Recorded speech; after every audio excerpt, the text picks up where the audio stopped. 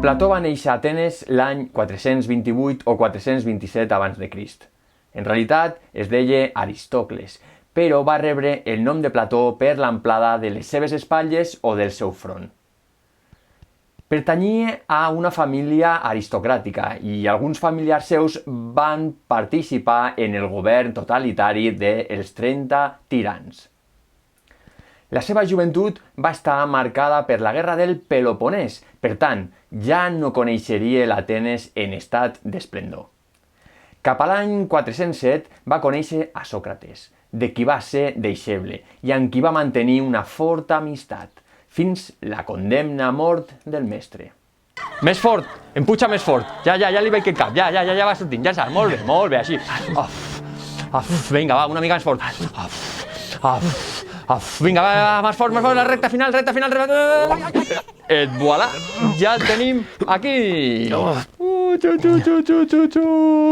Mestre, què ha sigut, nen o nena? En realitat, benvolgut Plató, el que acaba de néixer és la veritat. Hola, sóc la veritat.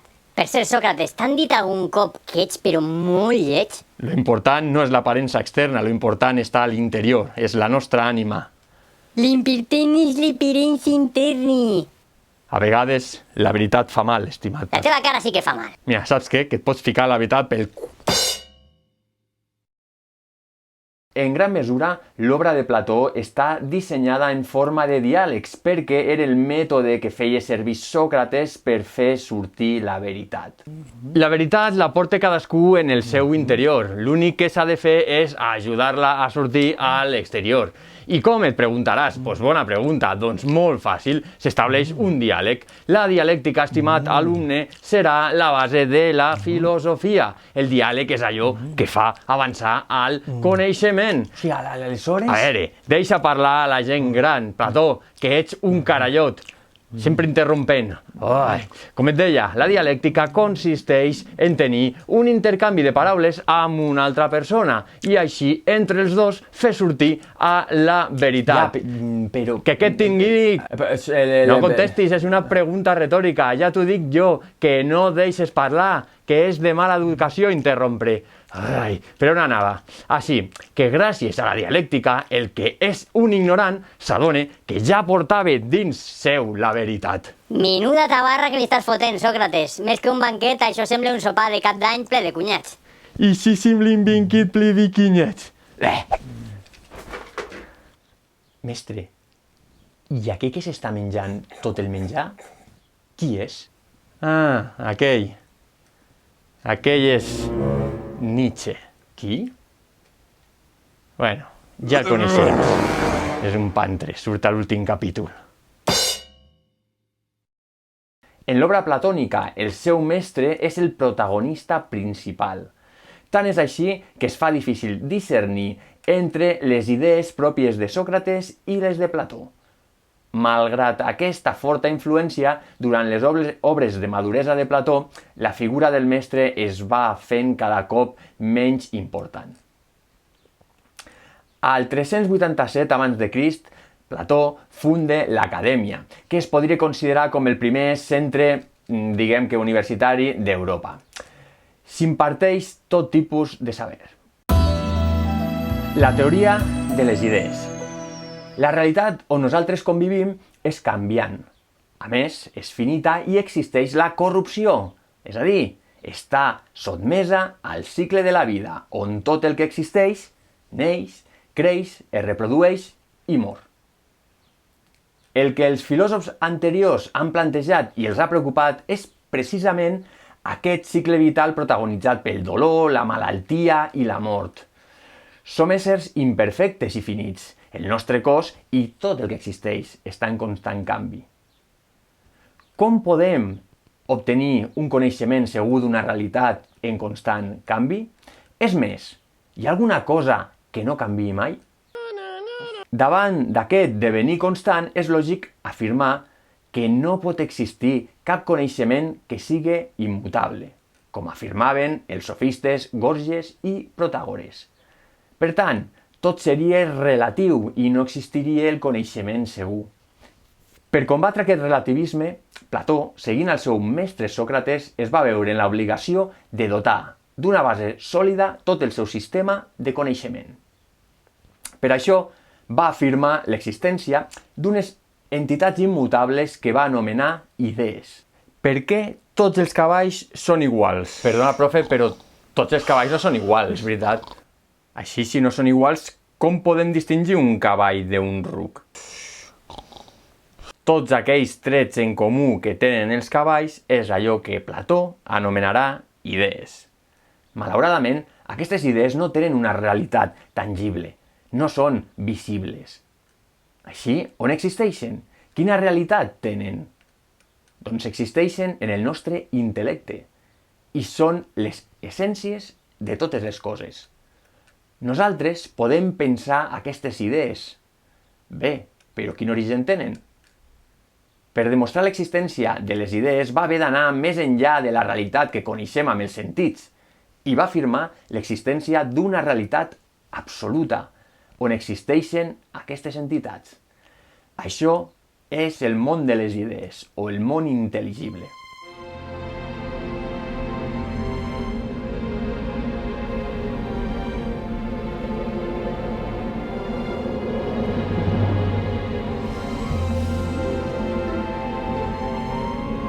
Concepció dualista de la realitat.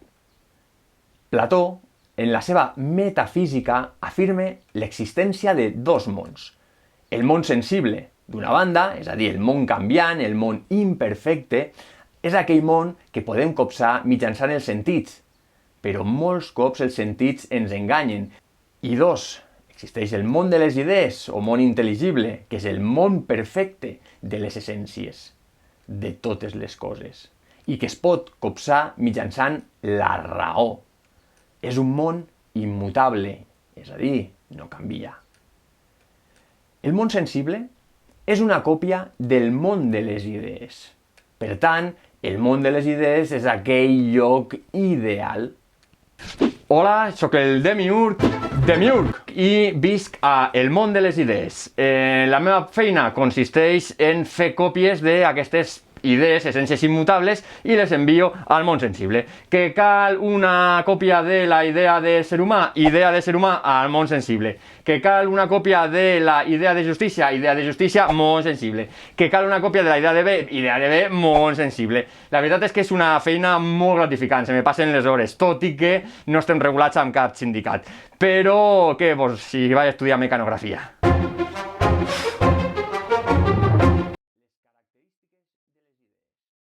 Una idea es pot definir com una forma única de quelcom múltiple. Per tant, una idea seria com el model arquetípic d'una classe d'objectes. Per tant, les característiques de les idees són A. Eternes, B. Immutables, C. Absolutes i D. Són realitats úniques i no múltiples com tot el que existeix en el món sensible. Les idees no són de naturalesa material, tot i que no es considera únicament conceptes mentals ni qualitats pròpies de les coses, perquè tenen la seva pròpia realitat. Ja ho hem dit, el món de les idees. Hi ha diversos tipus d'idees. D'una banda, tenim les idees matemàtiques, com pot ser el concepte d'igualtat, el d'unitat, el de pluralitat, etc. Hi ha idees sobre valors morals, com el concepte de justícia, de bondat, o la idea de bellesa. I hi ha idees que són les formes de les coses materials, com l'aigua, foc, el concepte d'home, el concepte de dona, etc. Tots aquests conceptes tenen la seva forma ideal en el món de les idees. Per tant, accepte una jerarquia d'idees i situe la idea de bé en primer lloc. Teoria antropològica. Igual que la realitat és dualista, la concepció que Plató té de l'ésser humà també és dual. És a dir, l'ésser humà està format per A, ànima, que és la part immortal, i B, cos, que és la part corruptible. Per tant, el cos és aquella part de l'ésser humà que correspon al món sensible, i així és una realitat imperfecta i sotmesa al canvi. Per contra, l'ànima és la part de l'ésser humà que pertany al món de les idees, és a dir, és perfecta. L'ànima ha viscut i coneix el món de les idees. En realitat, el cos és una presó per a l'ànima, i aquesta cau dintre del cos accidentalment i només durant un temps. Al caure, l'ànima oblida la seva estada al món de les idees. Així com l'ésser humà consta de dos parts, cos i ànima, Plató també divideix l'ànima en tres parts. Aquesta divisió és importantíssima, ja que en tot l'ésser humà destaca una de les parts i defineix de forma definitiva com serem cadascú. Aquesta divisió de l'ànima es correspon amb el mite del carro alat, on justificarà aquestes parts i explicarà per què l'ànima cau presonera dins d'un cos. Mite del carro alat. En el diàleg del Fedre, Plató explica aquest mite per parlar de les diferents parts de l'ànima i de la caiguda d'aquesta ànima dintre del cos. D'una banda tenim la àuriga, que és l'ànima racional. Després tenim el cavall bo, que és la part de l'ànima irascible, vinculada als elements passionals superiors, com el valor, la fortalesa, etc. I després tenim el cavall dolent, que és l'ànima concupiscible, és a dir, aquella que representa els instints baixos, com els apetits, l'afecció als plaers, etc. L'àuriga recorre el món de les idees. Però, com és difícil de conduir la causa del cavall dolent,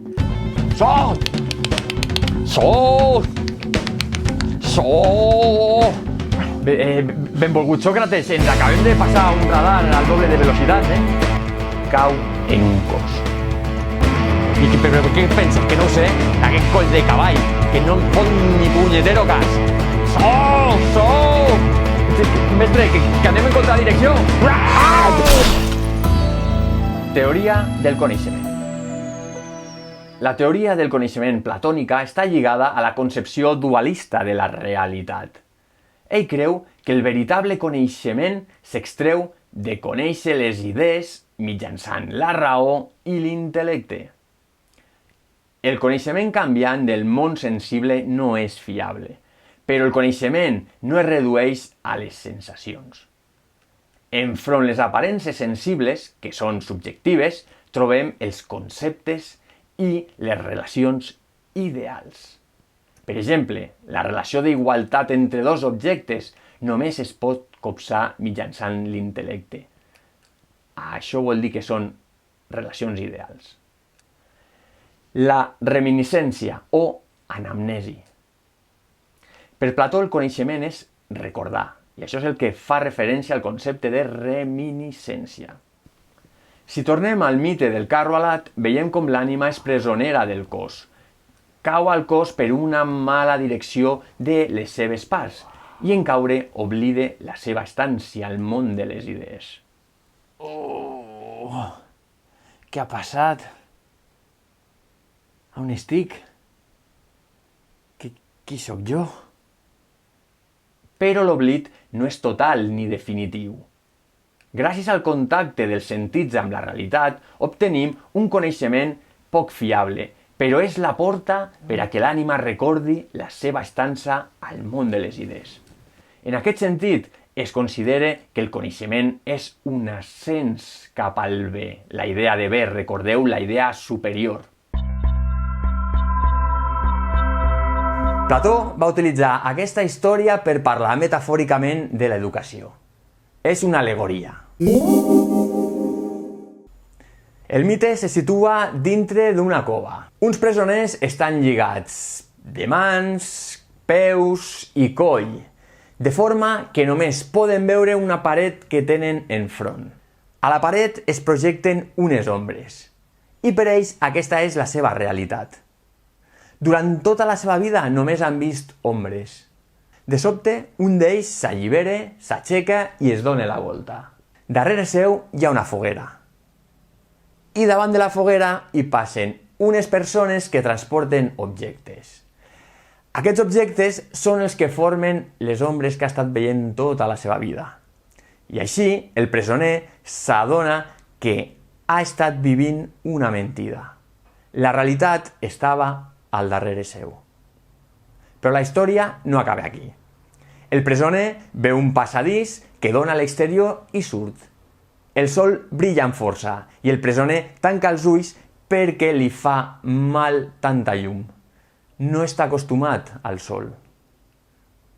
Tot i que al principi li fa por, al final s'adapta i descobreix un món ple de colors i formes que desconeixia.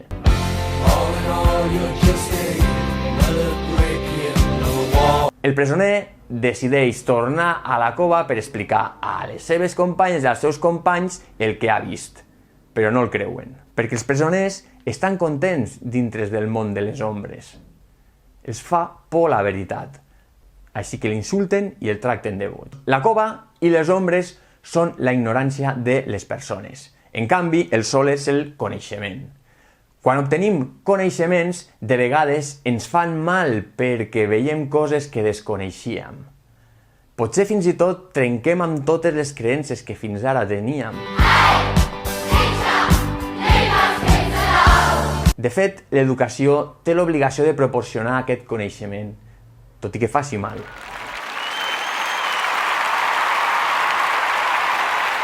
Aquesta història és molt actual, perquè de presoners n'hi han de molts tipus avui en dia. Els uns són presoners dels seus mòbils, enganxats a les xarxes socials i a la tecnologia, a comprar l'últim model de mòbil. Els altres, enganxats a les sèries, al futbol, a la moda, al consumisme i a les compres compulsives.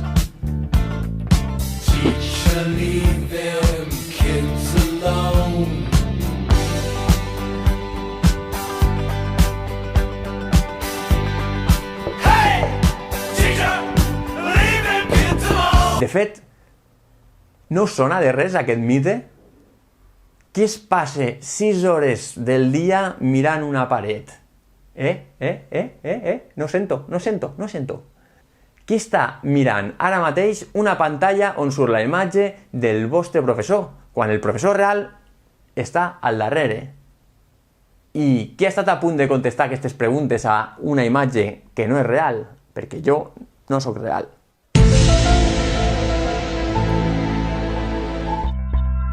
El símil de la línia. Per explicar els diferents graus del coneixement en aquest camí ascendent que hem parlat, Plató utilitza el símil de la línia. Si imaginem el coneixement com si estigués repartit en una línia horitzontal, podríem establir primer 2 grans blocs, el coneixement segur del coneixement que no és segur. Dintre del coneixement no segur trobaríem subdivisions, per exemple la imaginació, que és l'opinió referida a les ombres i els reflexos de les coses. Després també trobaríem la creença, és un grau una mica més superior a la imaginació, que és l'opinió, però que no és fonamentada raonadament, ni de forma rigorosa. Es refereix als objectes que hi ha en el món sensible, els objectes que són, per tant, canviants. Després ja faríem un salt cap al coneixement segur i trobaríem el pensament, que és coneixement propi de les ciències exactes que fan servir el mètode hipotètic deductiu, és a dir, les matemàtiques, la música, l'astronomia, etc. I finalment trobaríem el coneixement, que és el coneixement dialèctic rigorós fruit de la contemplació directa de les idees.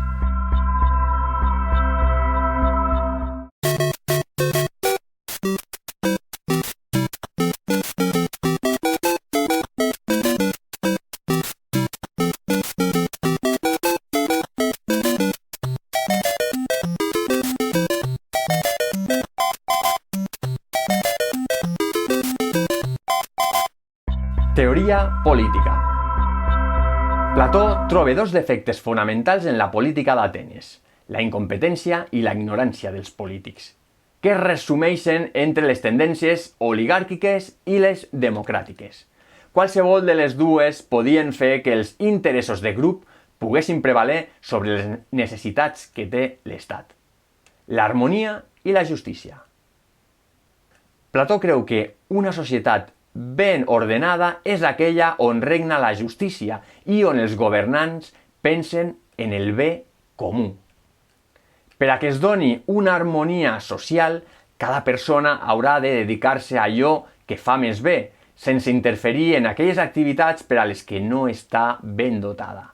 Per tant, allò que proposa Plató és una ordenació social molt rígida en la qual cada activitat s'assigna a cada persona des de la infantesa. En aquest procés, l'educació té un paper molt important.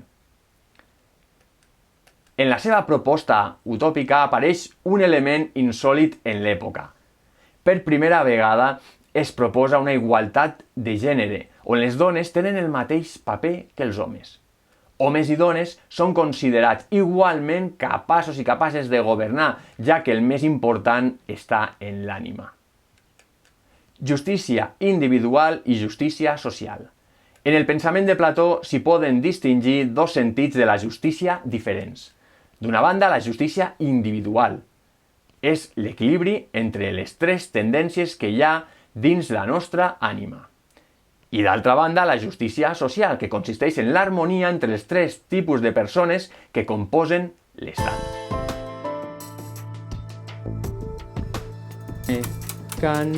Mecanografia és un gran estudi que he fet jo.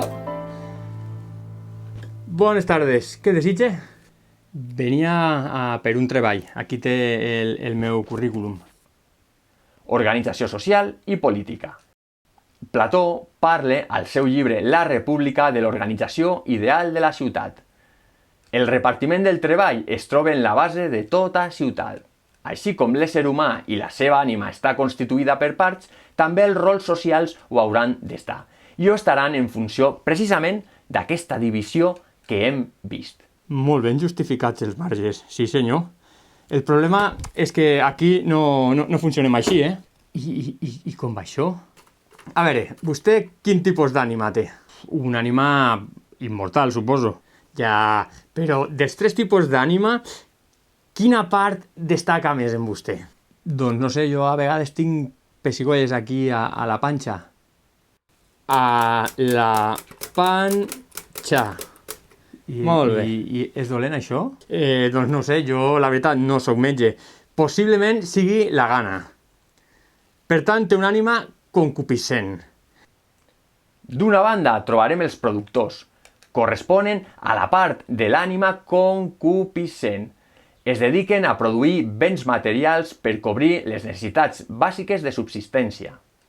Exemple, camperols, artesans, comerciants, etc.